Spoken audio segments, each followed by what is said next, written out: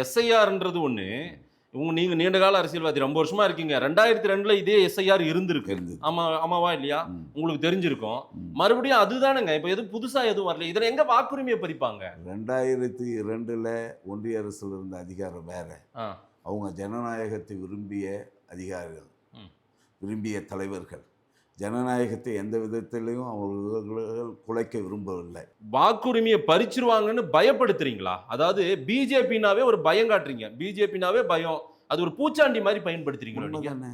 பிஜேபினாலுமே இன்னைக்கு நீங்க ராகுல் காந்தி அவர்கள், எதிர்க்கட்சி தலைவராக இருக்க ராகுல் காந்தி அவர்கள் ம்.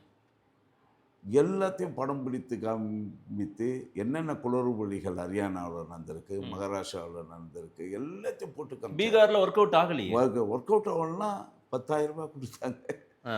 ஆமா, இதுவும் ஜனநாயகத்தை படுகொலை இல்லங்க, செய்ய ஒரு போக்குதானே. வாக்கு திருட்டு நடக்குதுன்றார்ல, ஓட் சோரி. ஆமா, புரியுது. ஆனா ஓட் சோரிய நம்பலையே மக்கள். 14,000 கோடி, ம். 14,000 கோடி அது திட்டப்பணிகளுக்காக ஒதுக்கப்பட்ட பணியை ம். அவங்க தேர்தல் பணிக்காக அவங்கள சாதகமாக பயன்படுத்திட்டாங்க. அதுதான் ஏடுகள் சொல்லுது. மக்களுக்கு போன 10,000 ரூபாய் போன அந்த எவிடன்ஸ் இருக்கு. இதுக்கு மேலே வேற என்ன சொல்ல முடியும்? எலெக்ஷன் ப்ராசஸ் நடக்கிற நேரத்தில் இதெல்லாம் இல்ல, ஒரு தொழில் முனைவோர் ஸ்கீம் தானே. இப்ப நம்ம 1000 ரூபாய் கொடுக்குறோம்ல நேரம் மகளிருக்கு.